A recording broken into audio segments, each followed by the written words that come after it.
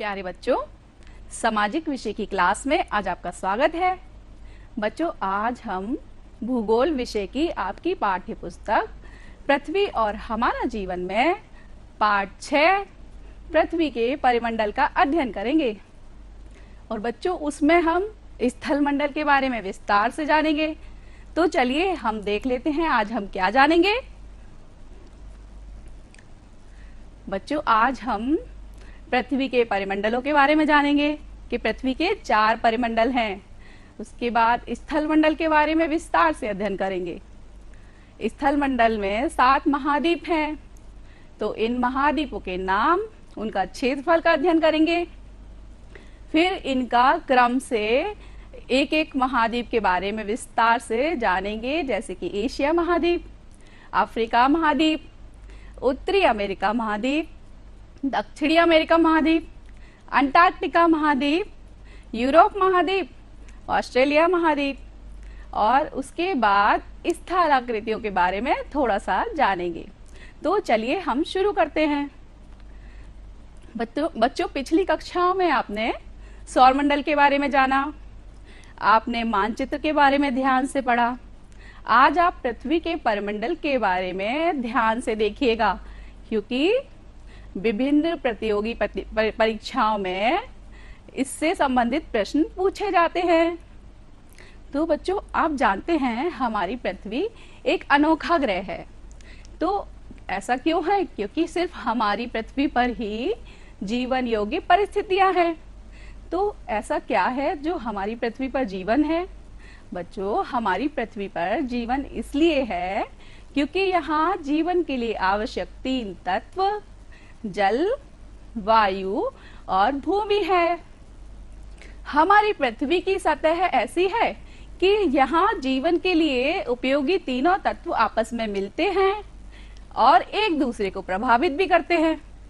जीवन वहीं संभव है जहाँ यह तीनों तत्व आपस में मिलते हैं। जैसा कि आप चित्र में देख रहे हैं कि जीवन के लिए जल, वायु और भूमि सभी की आवश्यकता है। तो चलिए आगे देखते हैं। और बच्चों, भूमंडल को 4 परिमंडलों में बांटा गया है।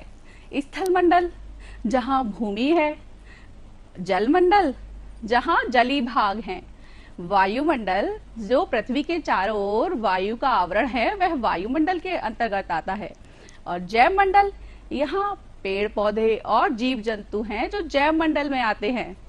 तो अब आगे देखते हैं। ये जो चारों परिमंडल हैं, इनकी उत्पत्ति ग्रीक भाषा से हुई है।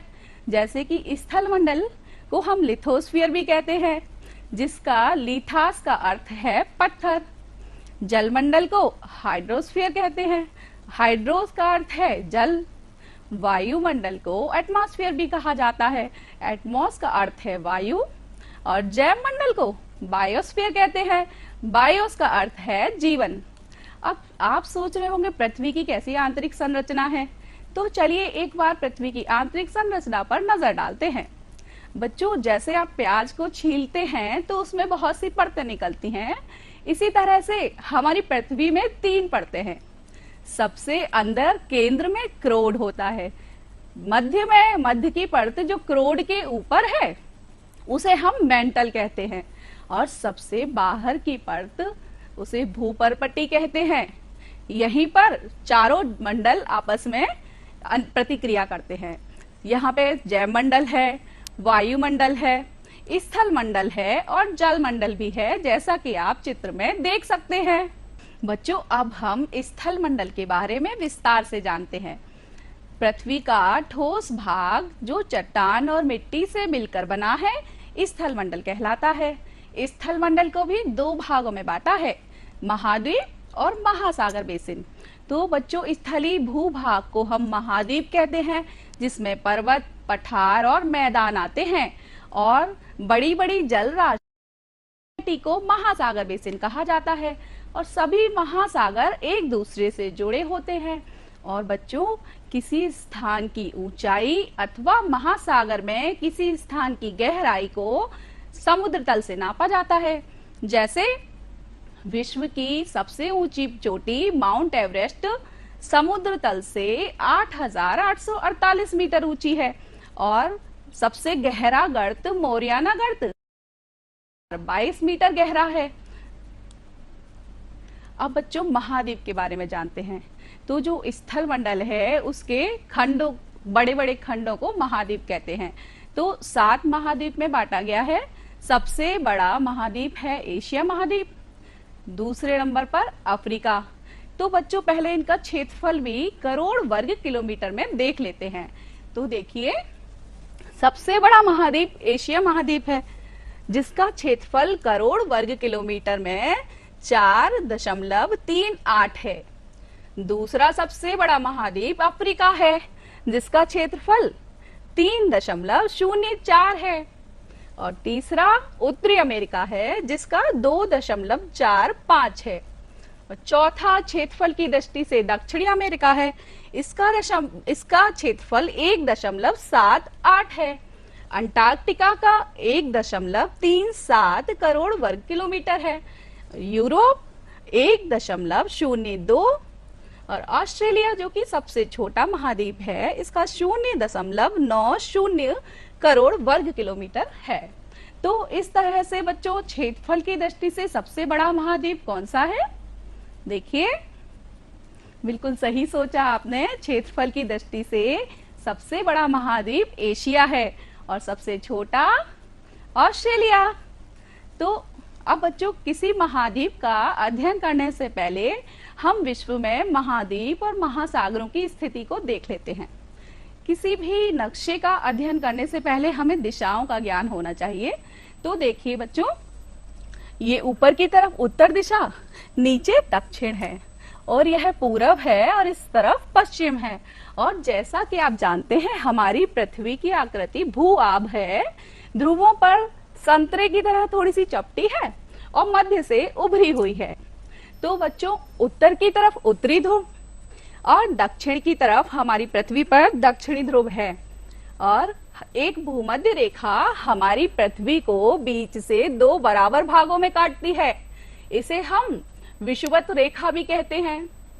अब बच्चों, विषुवत रेखा हमारी पृथ्वी को 2 बराबर भागों में काटती है। तो ऊपर वाला जो गोलार्ध है, इसे हम उत्तरी गोलार्ध कहते हैं और नीचे दक्षिणी गोलार्ध है।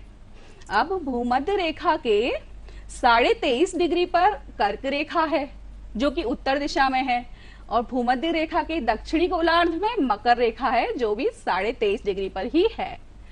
अब जो हमारे दक्षिणी और उत्तरी ध्रुव हैं, यहाँ ठंडा रहता है और विषुवत रेखा पर गर्म रहता है। अब इसमें हम महाद्वीप को देख लेते हैं। तो जैसा कि अभी हमने महाद्वीपों का क्षेत्रफल देखा, सबसे बड़ा एशिया महाद्वीप है, उसके बाद दूसरा सबसे बड़ा अफ्रीका महाद्वीप है, तीसरा उत्तरी अमेरिका, चौथा दक्षिणी अमेरिका और 5वां है अंटार्कटिका, छठे स्थान पर यूरोप है और सबसे छोटा महाद्वीप ऑस्ट्रेलिया है। अब बच्चों, महाद्वीपों के आसपास कौन कौन से महासागर हैं, इनको भी हम इस मानचित्र में देखते हैं। तो बच्चों, पूर्व में यह प्रशांत महासागर है। क्योंकि हमारी पृथ्वी गोल है, तो यह पृथ्वी के पीछे से होता हुआ पश्चिम में भी प्रशांत महासागर है, जो कि विश्व का सबसे बड़ा महासागर है। और मध्य में ये एस आकृति का जो दिख रहा है, यह अटलांटिक महासागर है। और उत्तरी ध्रुव पर उत्तरी ध्रुव महासागर है, जिसे आर्कटिक महासागर भी कहते हैं। और दक्षिणी ध्रुव पर दक्षिणी महासागर है। और एशिया के नीचे यह हमारा भारत है, और भारत के नीचे हिंद महासागर है, जिसका नाम हमारे भारत के नाम पर पड़ा। अब बच्चों, किसी भी स्थान की स्थिति जानने के लिए उसकी आसपास की पर्वत, पठार या समुद्र से उसकी स्थिति के बारे में जानकारी बताते हैं। तो जैसे एशिया महाद्वीप के पूर्व में कौन सा महासागर है? तो देखिए, यह पूर्व दिशा है, तो एशिया के पूर्व में प्रशांत महासागर है। और एशिया के पश्चिम में यूरोप महाद्वीप है, उत्तर में आर्कटिक महासागर और दक्षिण में हिंद महासागर है। इसी तरह से हम अफ्रीका महाद्वीप का देखते हैं। अफ्रीका महाद्वीप के पूर्व दिशा इस तरफ होगी, तो अफ्रीका महाद्वीप के पूर्व में हिंद महासागर और पश्चिम में अटलांटिक महासागर है, और उत्तर में यह नीला नीला दिख रहा है, यह भूमध्य सागर है, और दक्षिण में दक्षिण महासागर। इसी तरह से उत्तरी अमेरिका महाद्वीप के पूर्व में यह अटलांटिक महासागर है, पश्चिम में प्रशांत महासागर, उत्तर में आर्कटिक महासागर, और दक्षिण अमेरिका के दक्षिण में उत्तर अमेरिका के दक्षिण में दक्षिण अमेरिका महाद्वीप है। तो बच्चों, इस तरह से हम सभी महाद्वीपों के चारों दिशाओं में कौन सा सागर है या कौन से द्वीप हैं, इसको हम इस नक्शे में देख सकते हैं। और बच्चों, ये जो 3 रेखाएं हैं, यह किस किस महाद्वीप को काट रही हैं, यह भी देखते हैं। देखिए, कर्क रेखा उत्तरी अमेरिका को, अफ्रीका को, एशिया को काट रही है, और विषुवत रेखा दक्षिणी अमेरिका, अफ्रीका और एशिया को काटती है। मकर रेखा दक्षिणी अमेरिका, अफ्रीका और ऑस्ट्रेलिया से होकर गुजरती है। तो इस तरह से हम इसको जान सकते हैं।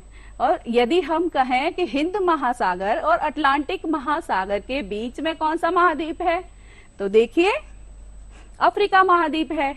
या फिर हम इसको ऐसा भी कह सकते हैं कि हिंद महासागर के पश्चिम में और अटलांटिक महासागर के पूर्व में कौन सा महाद्वीप है, तो अफ्रीका। तो इस तरह से बहुत से प्रश्न हम बता सकते हैं। तो चलिए अब हम एक एक महाद्वीप के बारे में विस्तार से अध्ययन करेंगे। बच्चों, यह देखिए, यह है एशिया महाद्वीप। तो विश्व में इसका क्षेत्रफल सबसे ज्यादा है। तो विश्व के पूरे क्षेत्रफल का 1/3 भाग सिर्फ एशिया महाद्वीप में है। अर्थात यदि 6 महाद्वीपों को जोड़ दिया जाए और एशिया महाद्वीप को अलग रखा जाए, तो अन्य 6 महाद्वीप का क्षेत्रफल मिलाकर 2/3 भाग होगा और हमारे एशिया महाद्वीप का 1/3 भाग होगा। और यहाँ क्षेत्रफल ज्यादा है, जनसंख्या भी विश्व में सबसे ज्यादा यही निवास करती है। यहाँ विश्व की 60% जनसंख्या निवास करती है। और बच्चों, एशिया महाद्वीप के पूर्व में प्रशांत महासागर है और पश्चिम में यूरोप महाद्वीप है। तो बच्चों, एशिया और यूरोप को एक साथ हम यूरेशिया कहते हैं। क्या कहते हैं? यूरेशिया। और एशिया महाद्वीप के उत्तर में आर्कटिक महासागर है, जिसे हम ध्रुव महासागर भी कहते हैं, और दक्षिण में हिंद महासागर है।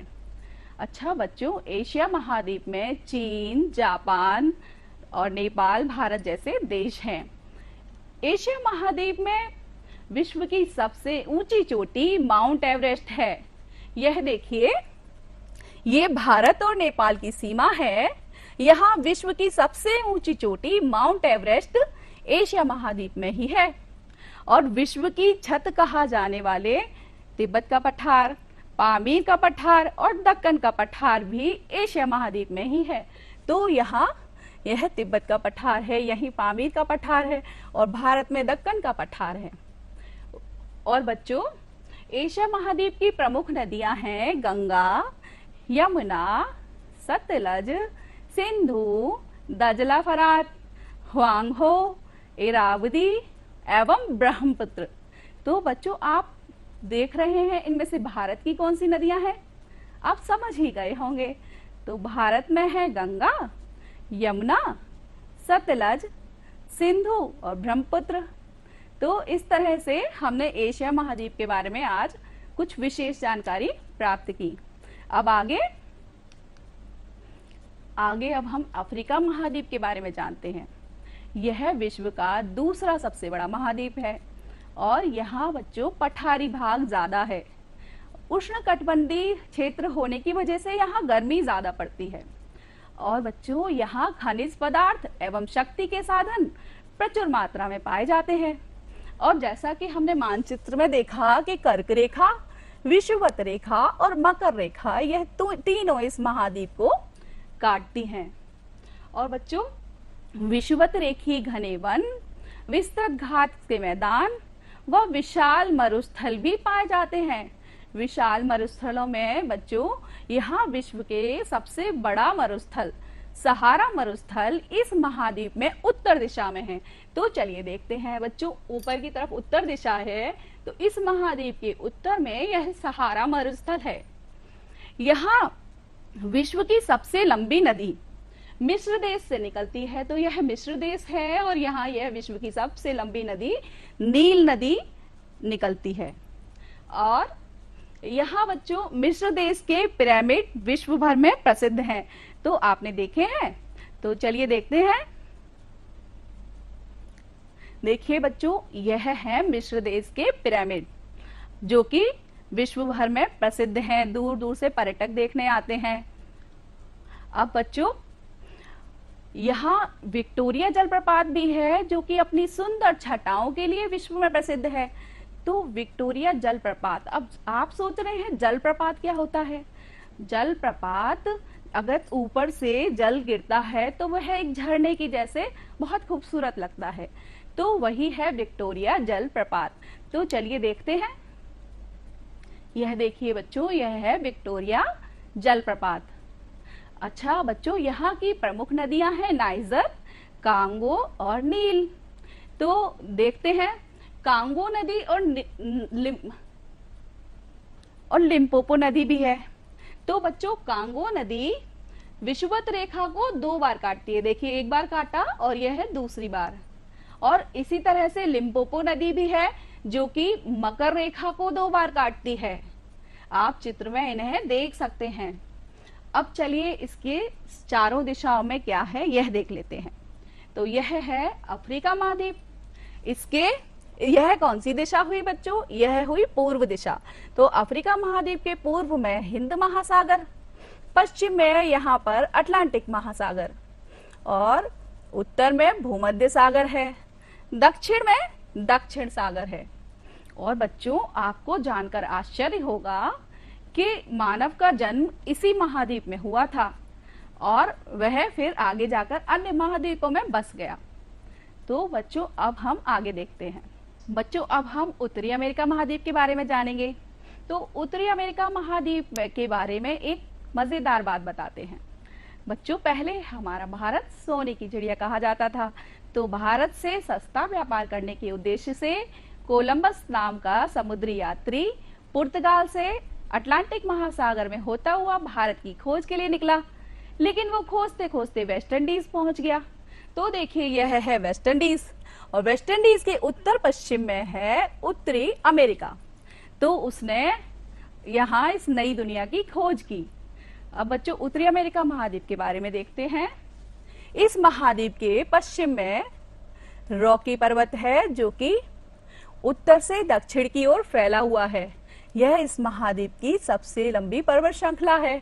और इस महाद्वीप के पूर्व में एप्पलेशियन पर्वत है।